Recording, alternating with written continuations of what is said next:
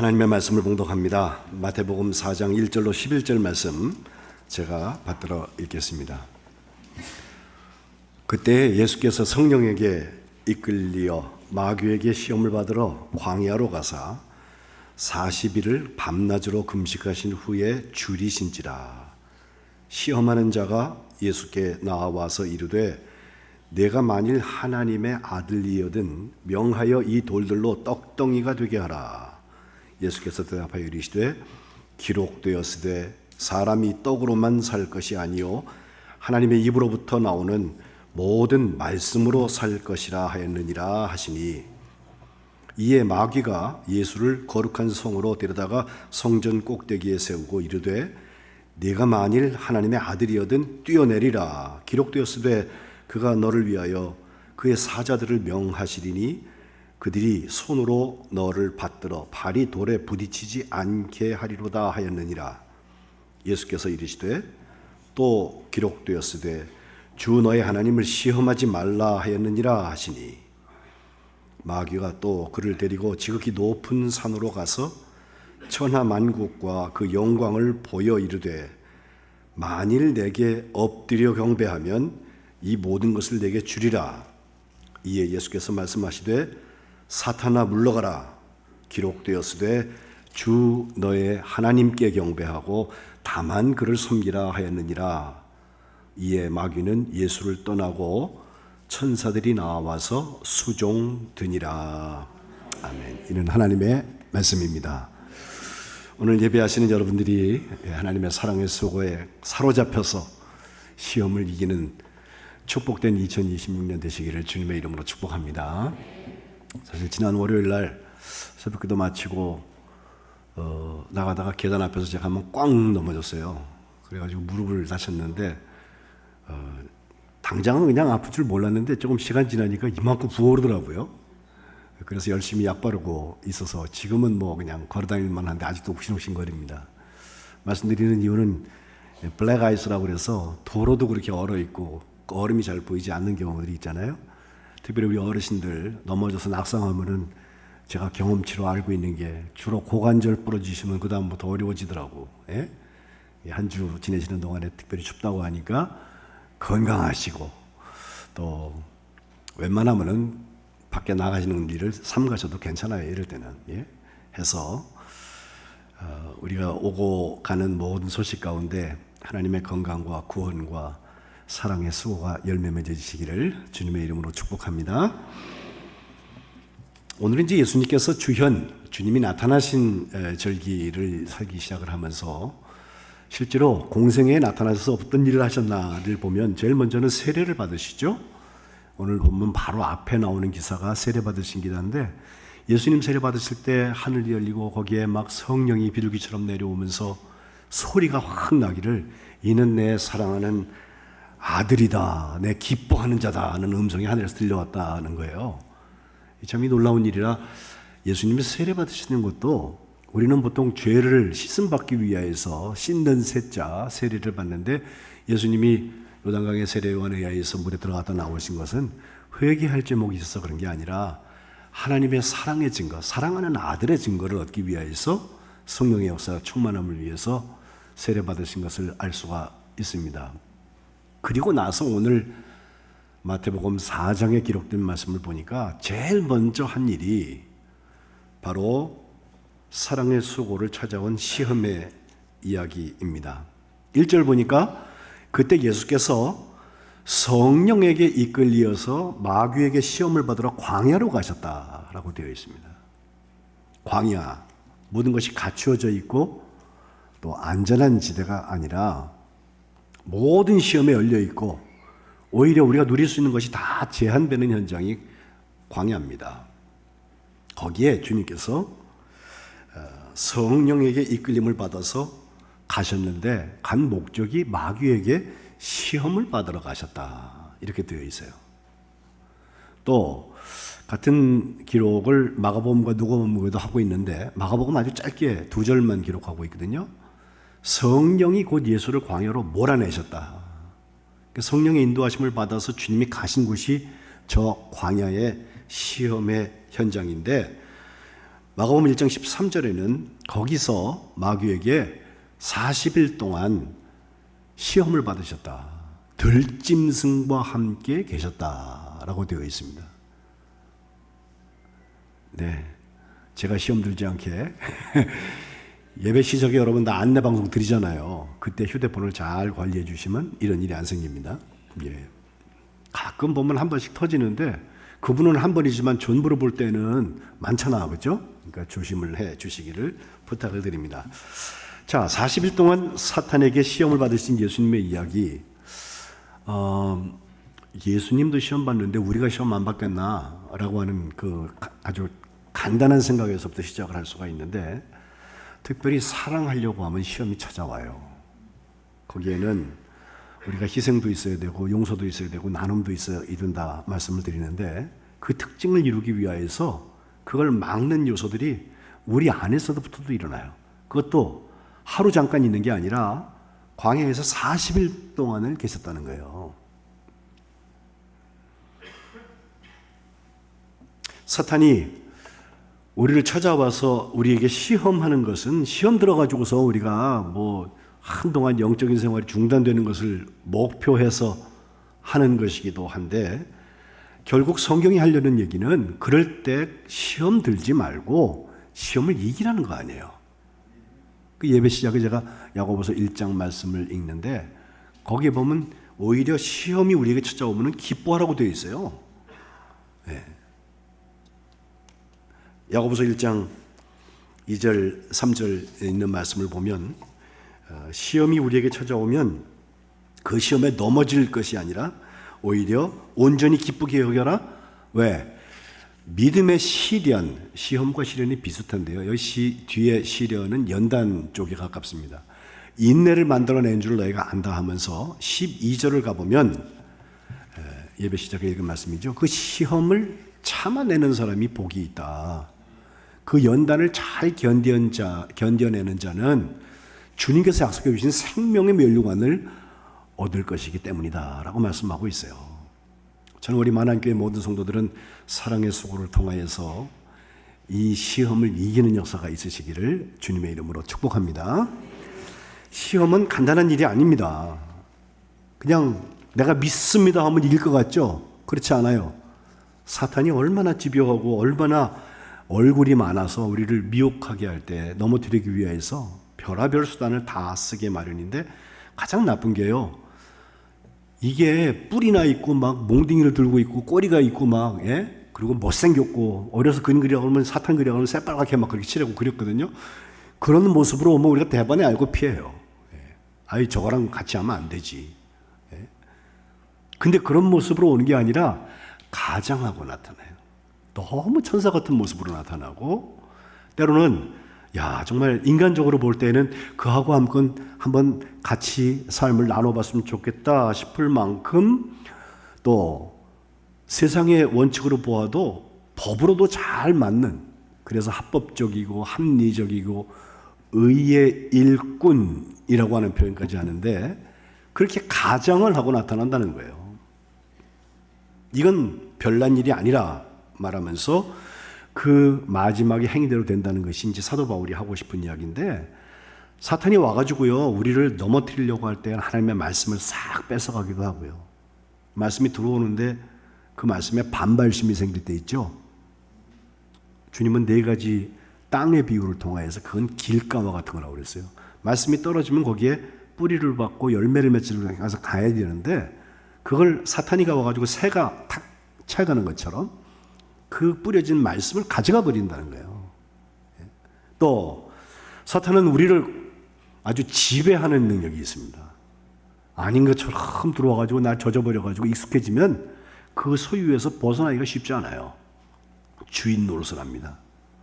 또 우리를 미혹하게 하고 우리를 속이기 위하여서 여러 가지 계책을 가지고 있는데, 우리보다 지능지수가 높은 것 같아요. 요걸 막으면 저쪽으로 가고요. 예? 여러 가지 방법을 통해서 사탄이 우리를 넘어뜨리는데, 잘 나타나는 게 언제 나타나나 하면요, 가만히 있을 때는 크게 안 나타나요. 주님의 일을 하려고 하고 사랑의 수고를 감당하려고 그러면 반드시 나타납니다. 막습니다. 또 비슷비슷한 거를 자꾸 뿌려놔가지고서 헷갈리게 만들어요. 유혹의 특징 5가지를 저한테 물으라면 첫 번째는 보편성입니다. 모든 사람에게 예외 없이 찾아온다. 말씀드린 대로 예수님한테도 시험이 와요. 성령 받아도 시험은 찾아옵니다. 두 번째는 시험의 대상은 있으면 좋고 없으면 그만인 그저 그런 거 시시껄렁한 거 갖고 찾아오질 않아요. 내가 너무 소중히 여기는 그것을 목표화해서 우리를 시험합니다. 우리의 생명이나 건강, 우리의 가족들, 제일 친한 친구, 직장, 또 물질, 하루도 없어서는 안 될, 살아가기 힘든 그것들을 오히려 우리에게 시험의 소재로 삼는 것입니다. 또 시험에 놀라운 것 중에 하나, 특별히 사탄이 잘 하는 것 하나는 우리 자신에 대한 연구가 잘 돼 있어요. 우리가 언제 강하고 언제 약한지를 우리보다 더 잘 알아요. 그래서 우리의 강함을 잘 힘을 쓰지 못하게 만들고 우리의 약점을 살살 건드리고 약을 올려가지고 열심히 사랑의 수고를 한 다음에도 한 번 화내가지고서 다 깨빡쳐버리는 도루묵 되는 경우들이 다반사입니다. 그리고 표를 내고 예고편을 주고선 광고하고 오는 게 아니라 은밀하게 찾아와요. 이 시험이 그렇게 와요. 또 올 때는 굉장히 빨리 옵니다. 천천히 징조를 보여주고 증상이 있은 후에 우리가 오는 게 아니라 스물스물 들어왔는데 언제 와 있어요.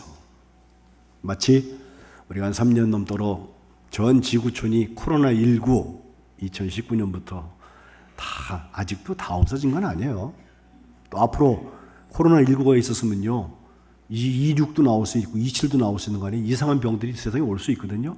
근데 그게 올 때 우리한테 예고를 하고 또 우리가 예방수칙을 잘 지키고 애를 쓰고 또 뭐 주사도 맞고 해왔지만 저는 한다고 했는데 어느새 와 있더라고요. 저도 한번 걸려봤어요. 그거. 하니까 이제 양성 반응이 나오더라니까요.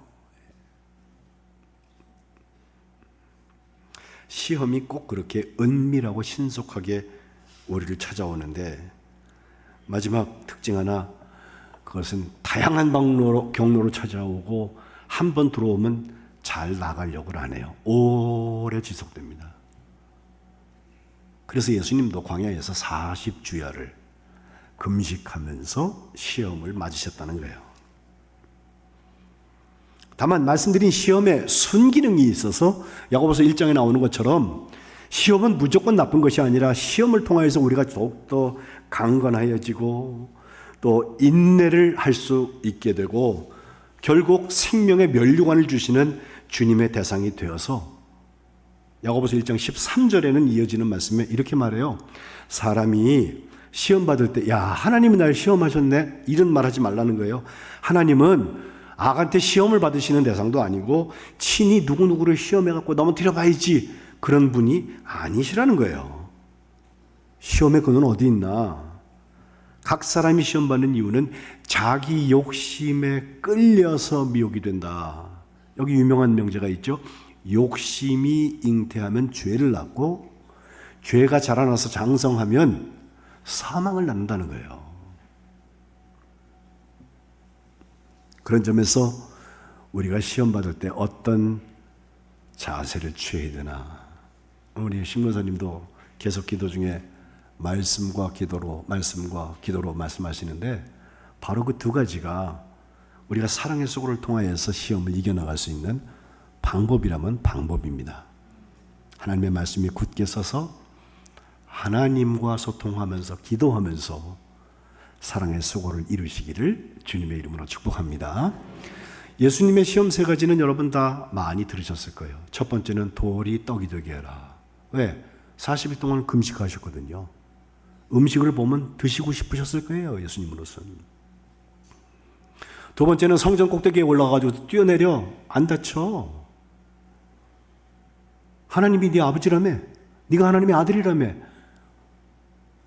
그 다음 세 번째는 저 산 높은 데 데리고 올라가가지고 세상을 다 보여주면서 거기 영광의 역사들이 있는 걸 보여주시면서 나한테 절해. 그럼 내가 다 줄게 라고 유혹을 했는데, 때마다 주님께서는 신명기에 있는 말씀으로 대답을 하시면서 이것을 이겨나가셨습니다. 첫 번째 유혹, 배고픈데 빨리 먹어. 이것은 현실지향적인 우리의 가장 중요한 의식주의 이야기일 거예요. 꼭 필요해요. 근데 그걸 가지고 우리를 시험한다는 것입니다. 양식입니다. 주님께서 대답하신 말씀은 신명기 8장 말씀인데, 사람이 3절 떡으로만 사는 게 아니야. 여호와의 입에서 나오는 모든 말씀으로 사는 줄을 내게 알게 하려 함이라. 아니, 떡도 필요해요. 떡이 필요하지 않다는 게 아니에요. 그러나 떡으로만 사는 사람은 육신을 가지고 있지만 그의 혼과 영이 죽어 있는 사람일 수 있어요. 현실지향적으로 사십시오. 그러나 현실에 우리의 영혼을 팔지 마십시오. 그래도 하나님의 사랑의 수고에 빚진 사람이라면 하나님의 사랑의 수고에 맞는 결의 삶을 사는 거예요.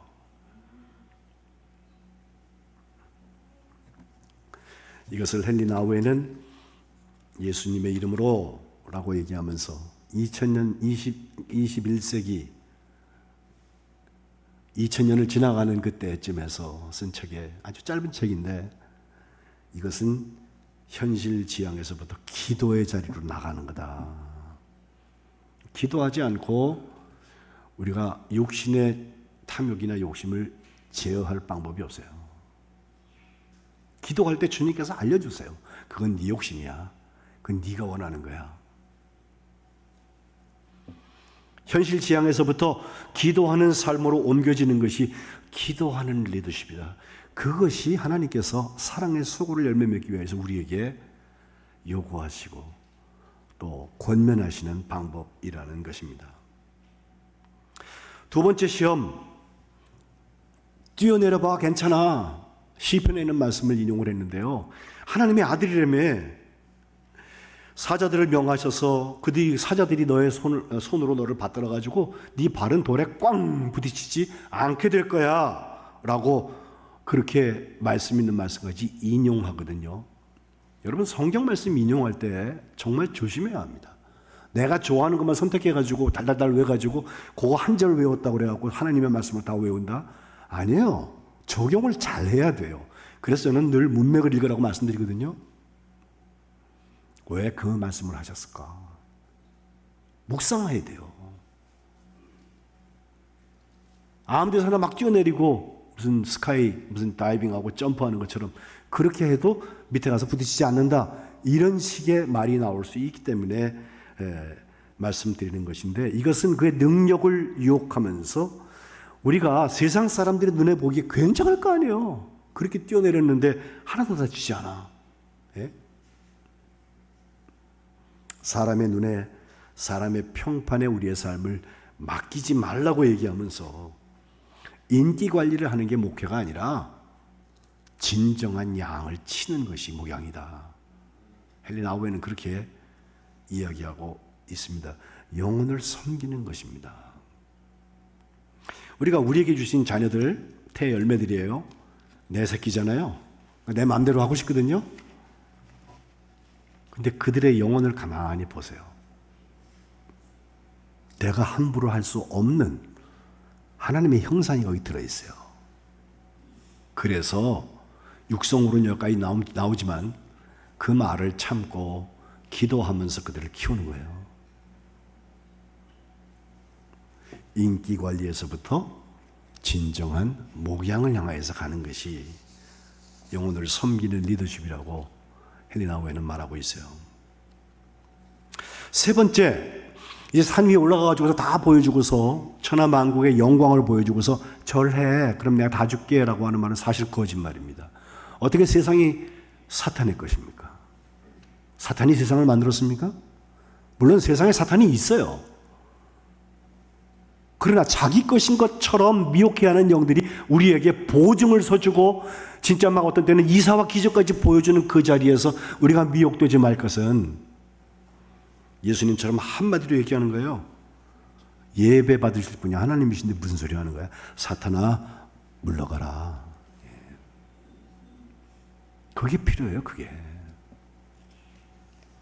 비슷비슷한 것 가지고 와서 그거 섬겨도 하나님 섬기는 거야 라고 얘기하지만 사실은 자기를 섬기는 것이고 우리끼리 짝짝해서 좋은 걸 얘기하는 것이고 하나님의 사랑에 수고하고 맞닿지 않는 다른 종류의 사랑을 얘기하고 있을 때 아니다 말이에요.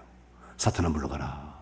오직 주 너희 하나님께 경배하고 그분을 섬기라고 우리는 선언해야 할 것입니다. 이것은 예수님을 따르는 리더십이라고 얘기해서 헨리 나우엔이 예수님이 부활하신 다음에 3번 부인했던 베드로를 만나셔서 하신 말씀이 있잖아요. 시몬아, 네가 나를 이 사람들보다 더 사랑하냐? 베드로가 네 하고 싶은데 아멘 하고 싶은데 아멘 못해요. 그래서 주께서 아십니다 라고 대답하거든요. 주님께서 거기다 하신 말씀이 내 양을 먹이라, 내 양을 쳐라 라고 말씀하세요. 이제 목양의 자리까지 왔어요. 그런데 그 다음에 토다는 것처럼 주님께서 하신 말씀 하나가 있는데 네가 젊어서는 띠띠고 마음대로 돌아다니는데 나이 먹게 된 다음에는 누가 네 허리띠에다가 줄을 매가지고서 갈 텐데 끌려다니게 될 거라고 그랬거든요.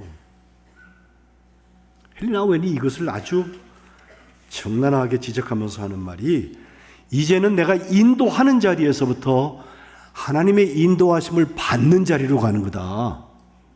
이게 리더십이라는 것입니다. 몇 번 말씀드리지만 미국의 유명한 대통령 에이브럼 링컨 대통령은 뭐 공부를 많이 한 사람도 아니고 실패가 많았던 사람이지만 그가 지금까지도 믿음의 대통령이다. 또 그의 업적이 남북전쟁 이후에 그 미국의 정말 새로운 자유의 지평을 열었다고 우리가 평가하는 이유는 뭐예요? 그가 24시간으로 부족한 대통령 자리에 있을 때 그가 한 말 그대로예요. 나는 하루 24시간이 모자라서 하루에 1시간씩 구분하여서 하나님하고 기도할 수밖에 없었다.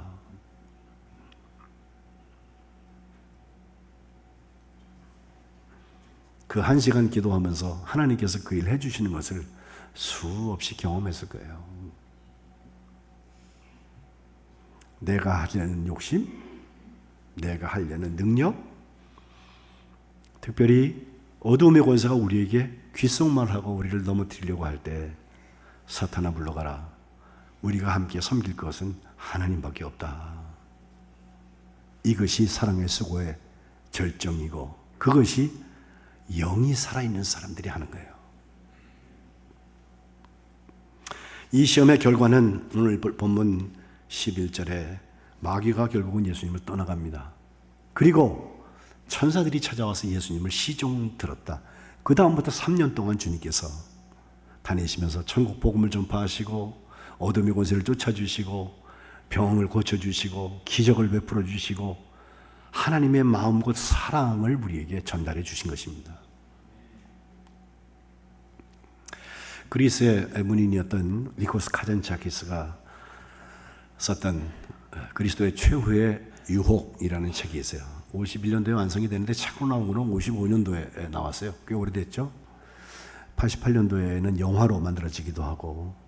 근데 제가 목회 초년 시절이었는데 안수받고 몇 년 안 돼서 저 책을 쭉 읽으면서 예수님한테 찾아온 유혹에 대한 새로운 생각을 하게 됐어요. 사실 저희 얘기해 보면 이건 작가적인 상상입니다. 성경에 나온 얘기를 그가 오래 준비해서 10년 넘도록 저 책을 쓰기는 썼는데 문제는 성경대로 되어 있진 않아요.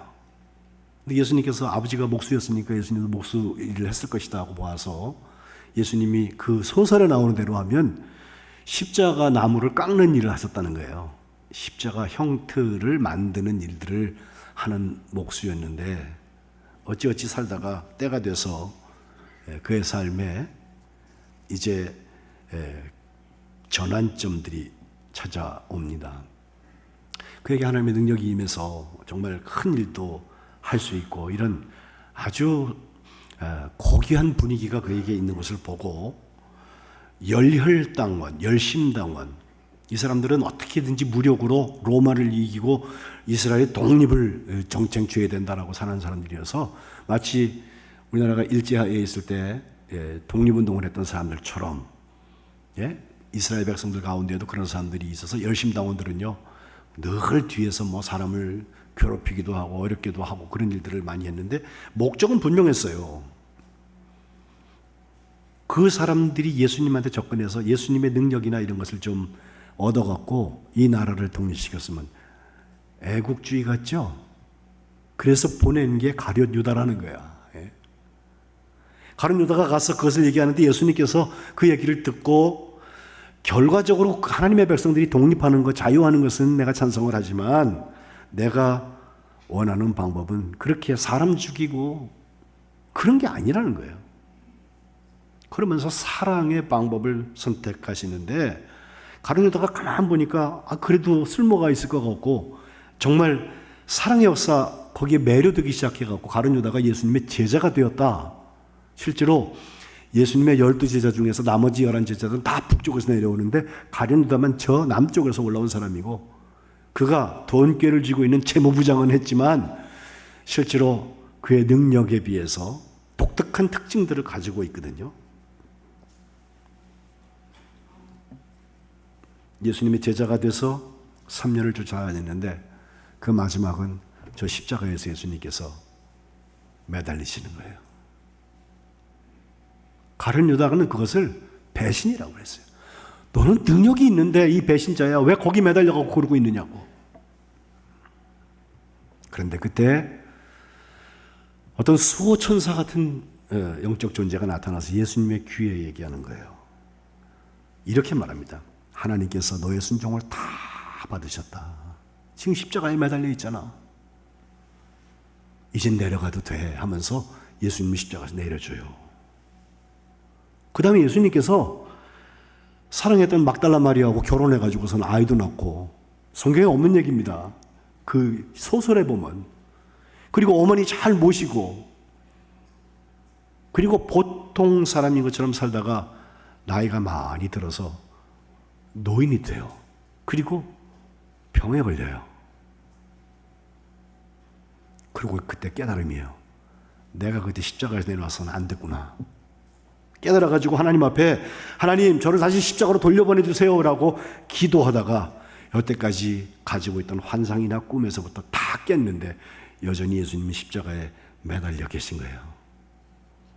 그래서 주님께서 마지막 이야기 다 이루었다 하시면서 숨을 거두셨다. 그게 니콜스 카잔자키스가 쓴 소설의 마지막 부분이에요.